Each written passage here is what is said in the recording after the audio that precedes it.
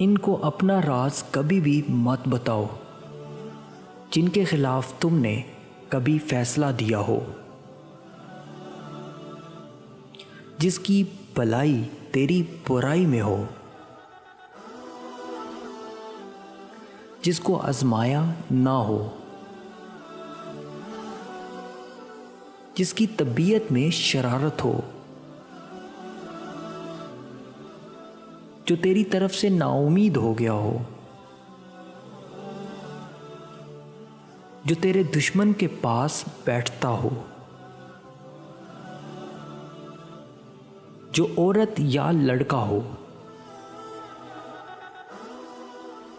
जो मुनाफिक तबीयत रखता हो, जो मतलब खोर हो या मौका परस्त हो, जो तुम पर यकीन ना करता हो,